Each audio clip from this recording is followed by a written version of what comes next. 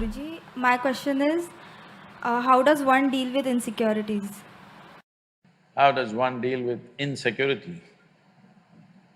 Life is insecure. There is no security about life because… Shall I reveal a secret to you?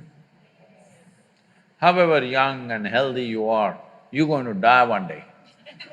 I'll bless you with a long life, but you will die one day. Is it okay? No? So you can die joyfully or you can die crying, it's up to you. But anyway, you'll die one day, yes or no? If you say, I don't want to die, today you start the chanting, I don't want to die, I don't want to die, I don't want to die. All that'll happen is you will not live, but you will die. Yes? The fear, I don't want to die, will make you not live, but it will not make you not die. Anyway, you will die. Coming to terms with mortality is one very important thing. If you don't come to terms with mortality, you're living in a fancy world of unreal world, not in the real world. The real world is, we come and go. So many countless number of people have come and gone before us, isn't it? You're you're in an institution from 1857. I was just wondering how they started an institution in that year because in that year there was such turmoil all over the country. 1857. Lot of upheaval in the country, but somehow somebody managed to start an institution.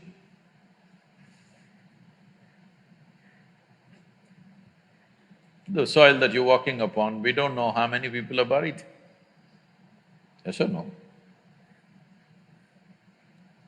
All these countless people, number of people who walk this planet before you and me, where are they? They're all topsoil.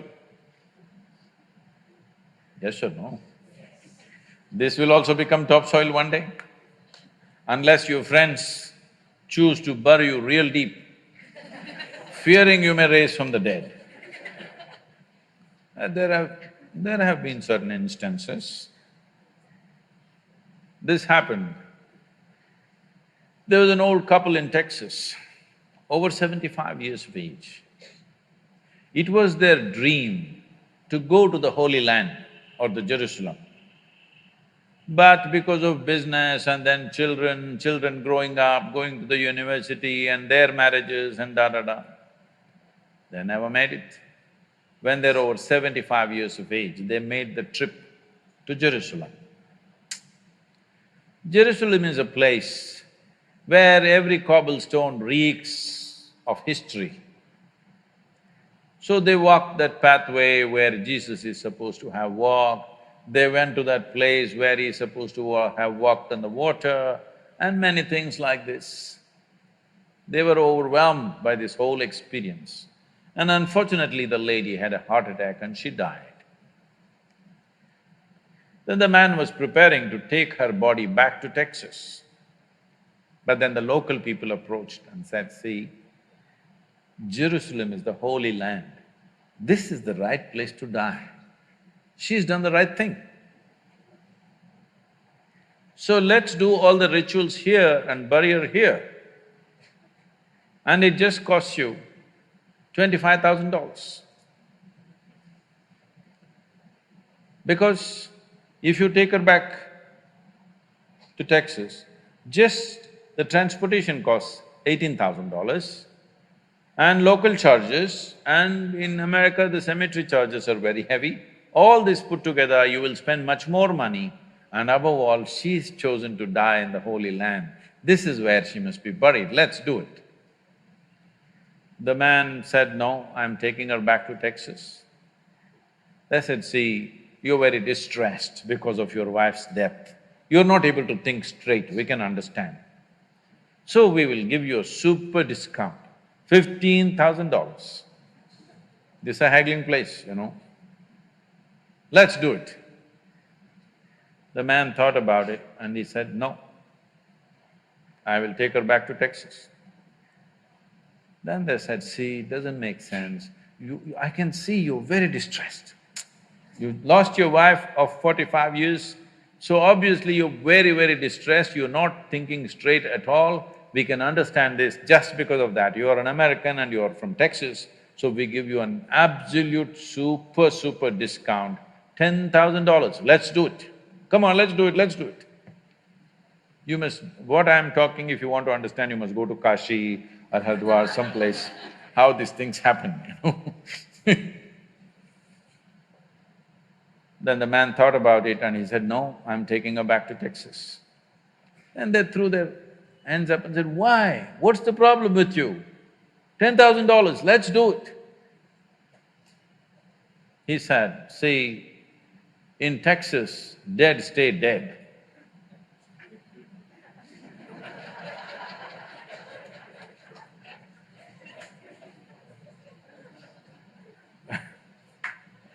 So, if you come to terms with your mortality, security, insecurity, all these things will go. You are living on a daily basis as if you are forever. The fundamental awareness that this is mortal, this is here only for a limited amount of time. If this was a normal conscious thing for you, you would put your life to best use, for sure. And if you come to terms with that one thing, there would be no insecurity because there's nothing to gain, nothing to lose in this life. You came with nothing. Whatever the hell is happening, you're on the profit side. Yes or no? Huh? Isn't it so? Did you come with investment? No. You come with nothing. So whatever the hell is happening, you're always on the profit side, isn't it? And anyway, they don't allow you to take a container in the end. So all you have is how profound, intense and beautiful is your experience of life. So don't make too much fuss about it. You're acting as if you're going to lose something. No, there's nothing to lose, nothing to gain because you come and you go. You may think, oh, my life, my life. No, it's your life on this planet is like a pop-up. On the computer screen, you've seen these pop-ups? You just pop up and pop out. In the meantime, will you rise and shine is the only question, all right? So if anyway you shine, sometimes you may be seen by people, sometimes you may not be seen by people. The important is you are shining within yourself and that's all that matters. If people have eyes, they will see it, if they have no eyes, they won't see it, that's their problem. But you are living an intense and profound life, that's all that matters here. If you understand this and if you bring this into your life, insecurity will not happen because security can happen only in death. Yes or no? People keep asking me, coming to me and asking me, Sadhguru, please bless us, nothing should happen to us. I say, hey, what kind of blessing is this? My blessing is let everything happen to you. Everything that's life must happen to you. Have you come here to avoid life or have you come here to experience life? Please, you must make a decision right now. Have you come here to avoid life or to experience life? Experience life. All the different dimensions of what this life holds must happen to you, isn't it so? If you come to avoid life, there's an ocean right here. You can jump into the ocean. See, if you want to avoid life, you must die. It's a more efficient way of doing things, isn't it? You're alive and you try to avoid life, it'll become miserable. If you feel insecure, that's what you will do. You will try to avoid life. When you're alive and try to avoid life, it'll cause immense misery. When you're alive, you live. When you die, don't get up from the dead.